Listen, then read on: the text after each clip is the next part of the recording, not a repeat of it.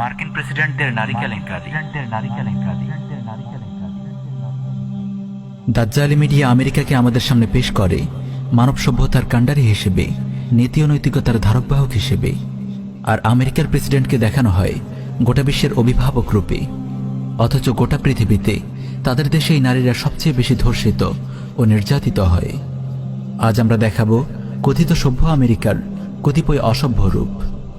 আরও দেখাবো তাদের নীতিনৈতিকতার জরাজীর্ণ দশা। কথিত সভ্য আমেরিকার এমন অসভ্য রূপ দেখে আপনি হয়তো খুবই অবাক হবেন। 2013 সালে প্রকাশিত দ্য ওয়াশিংটন পোস্টের এক রিপোর্টে বলা হয়, আমেরিকার শতকরা 48 জন নারীর প্রথম সন্তানটি হয় জারজ তথা হারামজাদা, এবং খুব দ্রুত হারামজাদা হওয়ার এই হার 50% পেরিয়ে যাবে। বুঝতেই পারছেন, এই পশু সভ্যতার অর্ধেকের চেয়েও বেশি মানুষ জারজ। এদের কাছ থেকে সন্ত্রাস, লামপট্য ও জুলুম ছাড়া পৃথিবী আর কী বা আশা করতে পারে? তাই আমরা বলি, মিডিয়া যতই আমেরিকাকে মহান করে দেখানোর চেষ্টা করুক, আমাদের চোখে আমেরিকা জেনেভা বিচারের দেশ, ধর্ষণের দেশ, লামপট্যের দেশ, জুলুমের দেশ, বর্বরতার দেশ, জারজ সন্তানের দেশ। আপনি জেনে আশ্চর্য হবেন যে কেবল সাধারণ জনগণ নয়, তাদের অসাধারণ প্রেসিডেন্টরাও জেনেভা বিচার, ধর্ষণ, পরকীয়া ও লামপট্যে দেশের অন্য 10 জনের চেয়েও কম যায় না। আজ আমরা আমেরিকার কয়েকজন প্রেসিডেন্টের লামপট্যের কিছু নমুনা আপনাদেরকে দেখাবো। George Washington. জর্জ ওয়াশিংটন কথিত সভ্য আমেরিকার প্রথম প্রেসিডেন্ট। এই জর্জ ওয়াশিংটনকে তার পরিবারের জনক পরিচারিকার গর্ভের সন্তানের জনক বলে দাবি করে ওই পরিচারিকার বংশধরেরা। বিষয়টি প্রমাণের জন্য তারা ডিএনএ টেস্টেরও দাবি জানায়। Thomas Jefferson. আমেরিকার তৃতীয় প্রেসিডেন্ট থমাস জেফারসন স্যালি হ্যালিংস নামের একজন পরিচারিকার সাথে বিবাহ বহির্ভূত অবৈধ সম্পর্ক গড়ে সন্তানের জন্ম দেয় সে। 1998 সালে করা একটি ডিএনএ টেস্টের মাধ্যমে এই অবৈধ সম্পর্কের সত্যতা প্রমাণিত হয়। Franklin D Roosevelt.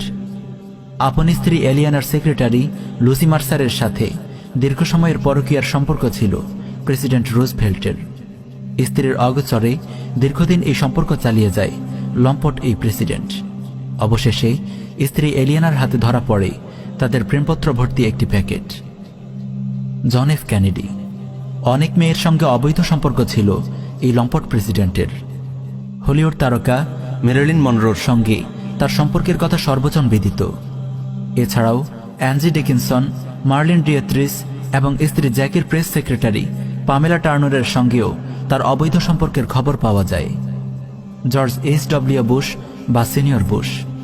আমেরিকার এই প্রেসিডেন্টের অবদান কেবল রক্তপিপাসু একজন নরপিচাস জন্ম দেওয়ার মাঝে সীমাবদ্ধ নয়, বরং পূর্বসূরীদের রীতি অনুযায়ী এই লম্পটটাও জড়িয়েছিল অবৈধ সম্পর্কে। তার জীবদ্দশায় 2টি অবৈধ সম্পর্কের খবর প্রকাশিত হয়।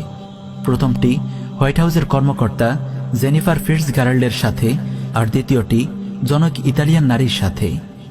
George W. বুশ বা জুনিয়র বুশ লম্পট পিতার যোগ্য সন্তান হিসেবে নিজের সক্ষমতা প্রমাণ করেছিল এই রক্তপিপাসু হায়েনা। পিতার কাছ থেকে পাওয়া লাম্পট্যের শিক্ষা জীবনে বাস্তবায়ন করতে ভুলেনি সে। পিতার মতো ছেলের বিরুদ্ধেও 2টি নারী কেলেঙ্কারির অভিযোগ পাওয়া যায়। দুজনের একজন হল মার্গেই ডেনিস শোয়েডাঙ্গার। সে বুশের বিরুদ্ধে ধর্ষণ মামলাও করেছিল, অবশ্য অজ্ঞাত কারণে সে পরে আত্মহত্যা করে। আরেকটি যৌন কেলেঙ্কারির ঘটনা ঘটে ট্যামি ফিলিপস নামক জনক নর্তকীর সাথে। Bill Clinton. আমেরিকার প্রেসিডেন্টদের মধ্যে যৌন কেলেঙ্কারির শীর্ষে আছে বিল ক্লিন্টন। যুক্তরাষ্ট্রের 42তম এই প্রেসিডেন্টের সঙ্গে হোয়াইট হাউসের কর্মচারী মনিকা লিওনস্কির যৌন কেলেঙ্কারির ঘটনা জনসম্মুখে প্রকাশিত হয়।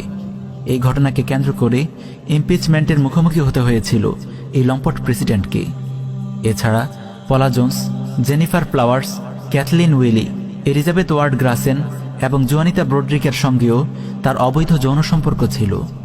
এমনকি তার স্ত্রী হিলারি ক্লিন্টন যখন প্রেসিডেন্ট প্রার্থী হিসেবে লড়াই করছিল, তখন প্রতিদ্বন্দ্বী প্রার্থী ডোনাল্ড ট্রাম্প হিলারিকে ধরাশয়ী করার জন্য বলেছিল, যে নারী তার স্বামীকে সন্তুষ্ট রাখতে পারে না, সে আমেরিকার জনগণকে কিভাবে সন্তুষ্ট রাখবে।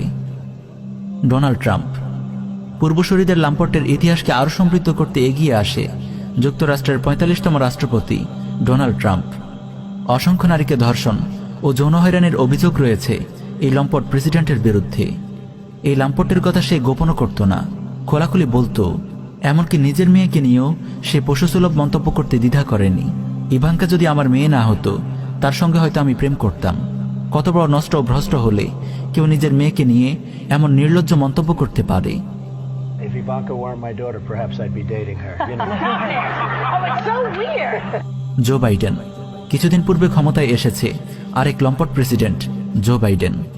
সাধুর বেশ ধরা এই শয়তানটির বিরুদ্ধে অন্তত 8টি যৌন নিপীড়নের অভিযোগ এসেছে। নারীদের প্রতি অশালীন ব্যবহার, নারীদের স্পর্শ ও নারীদের স্পর্শকাতর অঙ্গে হাত দেয়া সহ নানান লাম্পট্য করে বেড়াত এই লম্পট জো বাইডেন।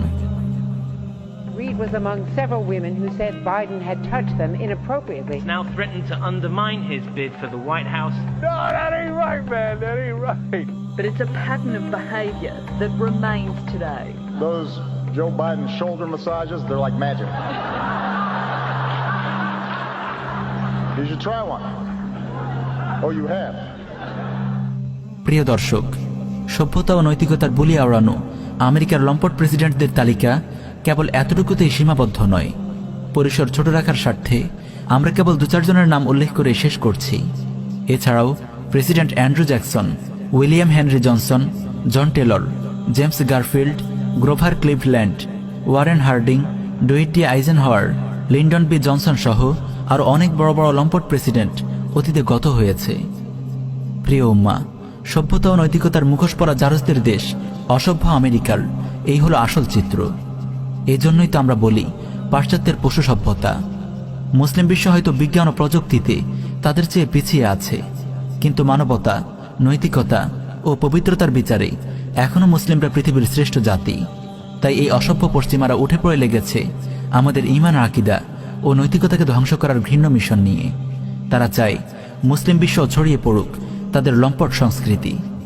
মুসলিম সন্তানরাও তাদের মতো হারিয়ে ফেলুক পিতৃ পরিচয়, কারণ তারা জানে ঈমান আকীদা ও নৈতিকতাই মুসলিম উম্মাহর মূল শক্তি। এত বিপুল ও আধুনিক সামরিক শক্তি থাকা সত্ত্বেও আফগান, সোমালিয়া ও মালি সহ পৃথিবীর বিভিন্ন ভূখণ্ডে যে তারা মুজাহিদদের হাতে মার খাচ্ছে, তার মূল রহস্য মুমিনদের ঈমান আকীদা ও নৈতিকতা। তাই তারা মুসলিম সমাজ থেকে ঈমান ও নৈতিকতাকে ছিনিয়ে নিতে চায়। মুসলিম বিশ্বে তাদের এই নিকৃষ্ট এজেন্ডা বাস্তবায়ন করতে তারা দুটি শক্তিকে কাজে লাগাচ্ছে, তাগুত সরকার ও শয়তানি মিডিয়া। তাই এই দুটি শক্তির বিরুদ্ধে আমাদেরকে সবসময় সচেতন থাকতে হবে। দাওয়াহ, ইরশাদ ও জিহাদের মাধ্যমে আমাদেরকে মোকাবেলার ময়দানে অবতীর্ণ হতে হবে। আল্লাহ রাব্বুল আলামিন আমাদের সবাইকে আমল করার তৌফিক দান করুন। আমিন ইয়া রাব্বুল আলামিন।